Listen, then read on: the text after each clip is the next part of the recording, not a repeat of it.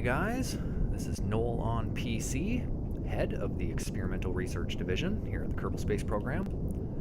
Today we are doing a rescue mission. In the last episode, you'll remember, we went to Mars here, Duna, with Patney Kerbin. Patney was the Kerbal that went to the moon and back successfully, so he is like a superhero back on Earth. And we have a no Kerbal left behind policy here with the Kerbal Space Program, so we have sent a rescue mission. We have a little live aboard pod set on a rocket, so this is an unmanned vessel that is hopefully going to drop basically right down on Patney Kerbin and his two fellows. We can scoop them up and hopefully get them home. So that's the objective, but of course how it's going to go is a totally different story. So I'm just burning like crazy with my ass to the wind, trying to slow ourselves basically right as we go over top of Patney and his two buddies there, because I want to fall basically straight on top of it. Now the problem is the rotation of my orbit and the rotation of the planet are, I believe, counter-opposing each other. I'm going one way, it's going the other. So you can see that craft on the planet right here is actually moving towards the left. Obviously the planet is rotating that way, and I'm going the other way. So basically we want to shed most of all of our speed just over top of it, so we do fall straight down. We don't want to be going, because right now we're going towards the right over here, and it's just, there's going to be a lot of room for error. If we can shed most of our speed and just fall straight down, we can minimize some of that error. Now my big concern is always vertical speed. When we're falling into Mars, Mars is a heavy planet and it doesn't have a lot of atmosphere. So the parachutes tend to they still make you go really fast. It is very, very unfortunate. There we go. So we shed some weight there. Shedding weight just means we have less to land.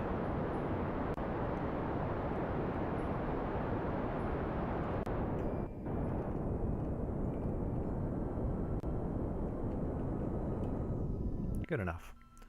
Right, folks at home? Good enough. The moniker of the Kerbal Space Program. It's literally sewn on my flight suit. Good enough. Okay, so there's the little pink dot down below, and we're just ripping down here.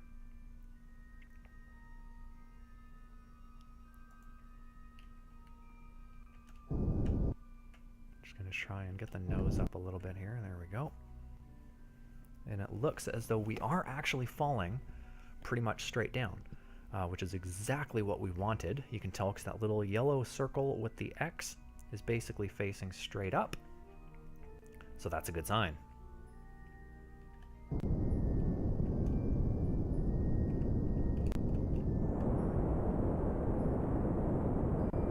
So I'm just going to boost a bit here and try and shed some speed before I attempt to open the parachute.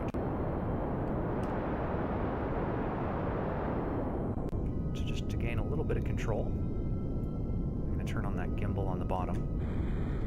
There we go. So now I actually have a bit of control.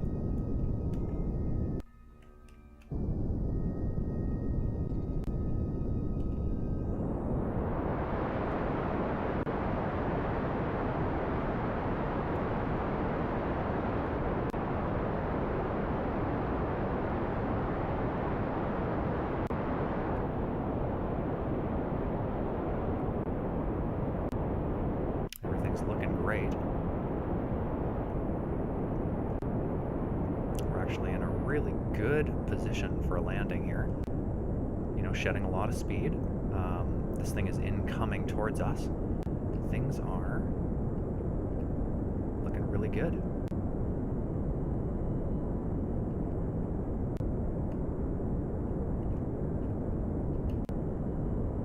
Just trying to arc over that way a little bit.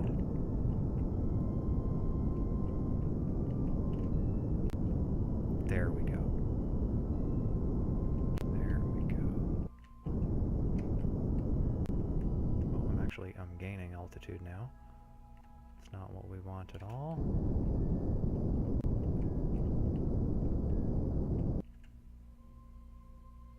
There we go. Getting the nose back up.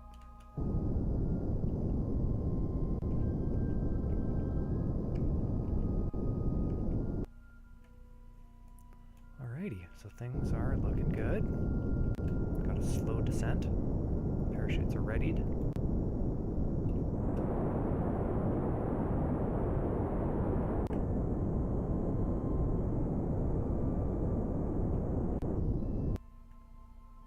Yes, things are looking real good. We're gonna just shoot down the rest of the way here.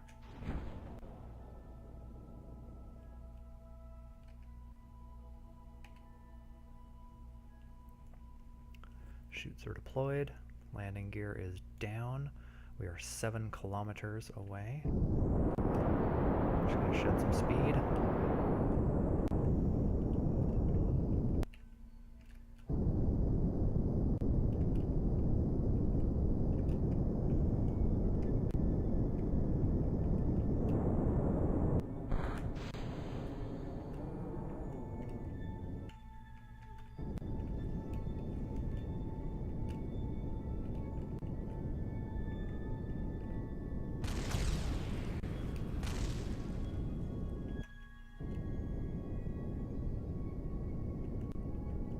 Trying to keep the speed down here. I'm sorry for the lack of narration, but I'm just concentrating on my throttle level.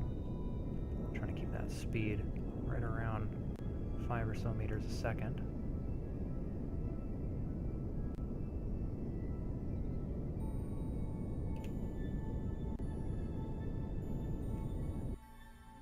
And we're down. Okay, guys. So now the not so difficult part is, let's see, we'll just go Space Center.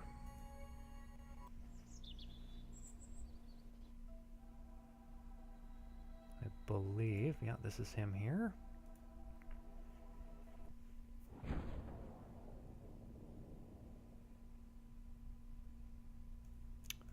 Now we are 6 kilometers away. That's pretty far. But this thing does have RCS left in it, so I think I could just roll.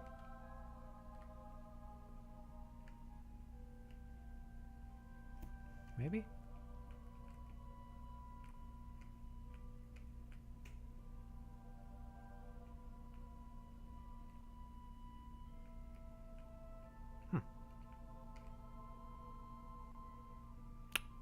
No, apparently not.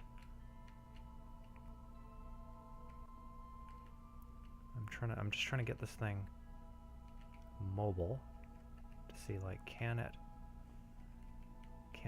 get it up on its side and maybe just roll it? I don't think so. No, it doesn't look like. Oh, maybe.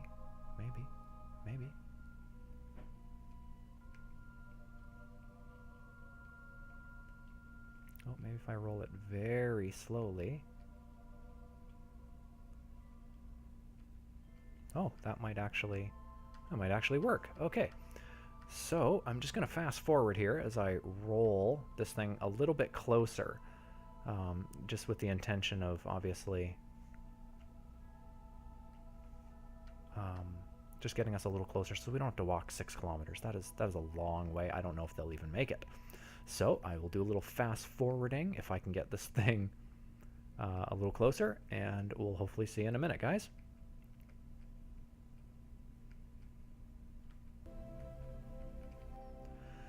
Okay, guys, the rolling did not work. I got about 0.2 kilometers, but it took like 5 minutes, and I was thinking, you know what, it's just going to be a waste of time. I couldn't figure out a way to get the craft to really just float forward on the ground. It was just basically rolling in one spot.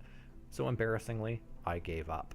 I discovered that obviously these guys can hover and you can actually get a pretty good pace going. You can see by the ground I'm doing at least, you know, maybe 80 miles an hour, 90 miles an hour, at least. So this isn't going to take too long. I will fast forward once again, and we'll take off from when everybody is at the craft and assembled and waiting.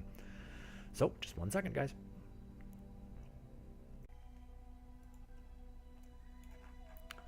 Okay, guys, this is the last trip. Thud. See, he hasn't eaten in a while. He's been living off rations. He's pretty low energy. But there he is. That's the hero himself, Patney Kerbal.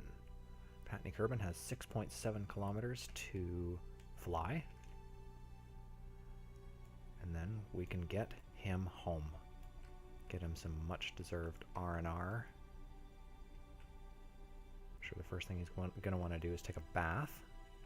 Because he's been up here for literally, like, Jesus, like months. Essentially, in real world time, he would have been up here for months. The trip to Mars isn't exactly a short trip. Used to take the moon guys, I think it was at least a day or two to get to the moon, or a couple of days to get to the moon. And I know Mars is measured in months. Interestingly enough, NASA has, I believe, started taking applications. Someone, I don't know if it was NASA or not, actually, now that I think about it, it might have been a private firm, which sounds more logical, actually. Someone has started taking applications for the first colonizers, people that would be willing to make the heinous one-way trip. I, for one, would not. I would not wish to do that.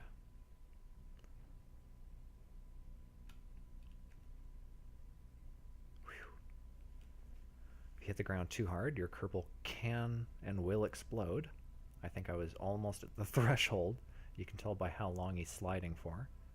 Now, in reality, as his little face shield screen would have been just haggard, he'd be done for. But in this case, he is a-okay.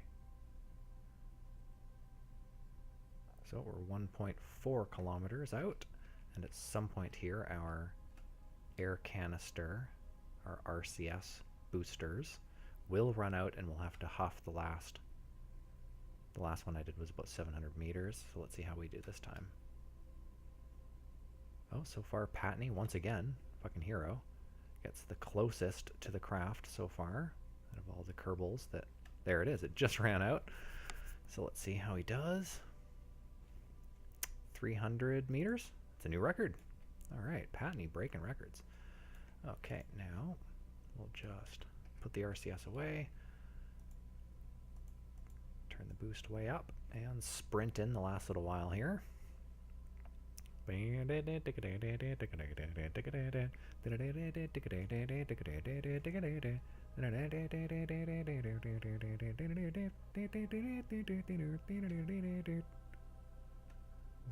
That's probably too old for most of you, now that I think about it. For anybody who wants to know, that was Benny Hill music. Google Benny Hill montage. I'm sure you'll see exactly this, but with naked women. Okay, so Patney Kerbal, the last of the three, return to the craft here. Our little lander. Apparently I made the ladder just a titch too short, so all the guys had to jump. Thankfully there's not a lot of gravity, and that wasn't a big issue. Just folding up the ladder here. There we go, stored away in a nice little box. And alright, so we have all three Kerbals in the little return pod there. Now, of course, the tricky part is going to be getting home on 3 fuels. So again, this is going to be a quick save, quick load kind of situation where we're going to basically start by getting into an orbit around Mars and inevitably shooting for basically the sun and then reworking the orbit as we go. Basically, what I want to do is start get an orbit going, and as I'm coming around, start shooting towards the sun, and then once I'm going towards the sun, I can air brake and sort of get myself into a position to meet with the Earth. Actually, it does look like the Earth is coming around in a nice position, so let's get this underway. All right, I'm going to give it, again, it's going to be quite a few tries, so you'll have to excuse the fact that I am going to do a cutscene. We're going to do a cutscene and try and do this with the best fuel we can, because that is what we do here. We're not cheaters, it's just easier that way. So guys, I'll be right back. Let's see how we do.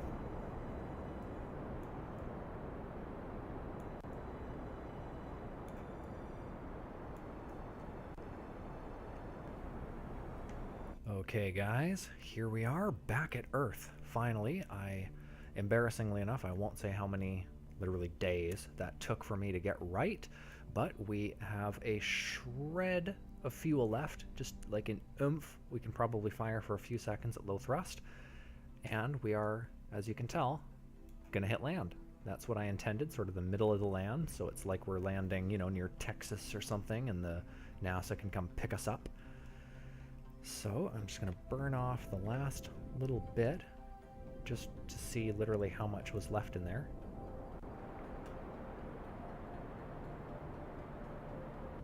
Wow. Whew. So literally just enough. Okay. So, what can I do here? I can spin the nose around a bit. There we go. Coming around. The pod has no RCS, so I won't be able to do a whole lot. Come on, stop. I won't be able to do a whole lot in the way of separating these stages, you know, way away from each other. There we go. This is sort of the direction we're going. I'm just going to stop the rotation. There we go. And separate. Okay. There we go. Now we can do some time accelerating. Oh, got to turn the throttle down. I always forget about that. Do some time accelerating as we plummet towards Earth.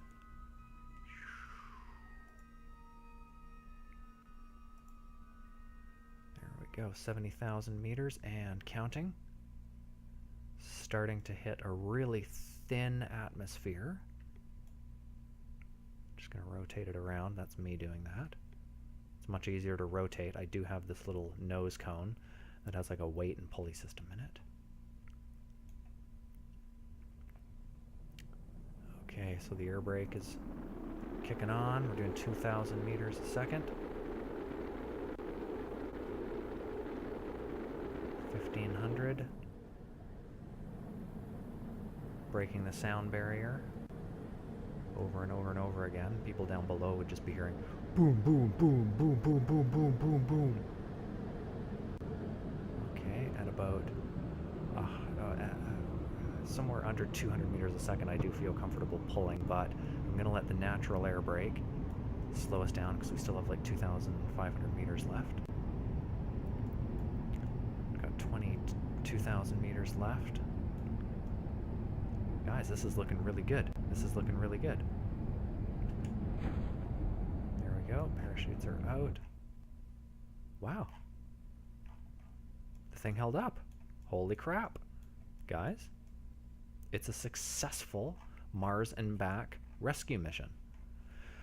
Wow. Okay, I wish I just had built the initial craft to just get there and back. I wish I had done some test runs without Patney Kerbin, because that was risky. You know, Patney is a local hero here at the Kerbal Space Program, so we did him a disservice by risking his life, of all people.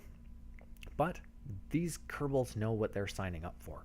They know it's more than likely going to be a one-way trip. They have the little cyanide tablet with them if there's a worst-case scenario, but, you know, we do the best we can, and here we had positive results. We had positive results. We got some Mars samples, you know, some rocks, maybe going to show the signs of life. But we won't know until we figure that out, you know, in a couple months down the road. We'll publish the papers and tell you what we find in our Mars rocks. Until then, what I'm going to encourage you to do is follow the link at the top there. Give me a subscription. What that helps us does is it just helps me rank and helps us get seen better. The more we get seen, the more videos I can make, the more time I can spend doing this. So guys, also comment on what games you want me to play in the future. That's crucial. I don't know. I got told Kerbal Space Program by one of you, and here I am playing it. So you tell me what games you're playing, and I'll probably play them. So guys, until next time, me and Patney Kerbal, thank you, and cheers.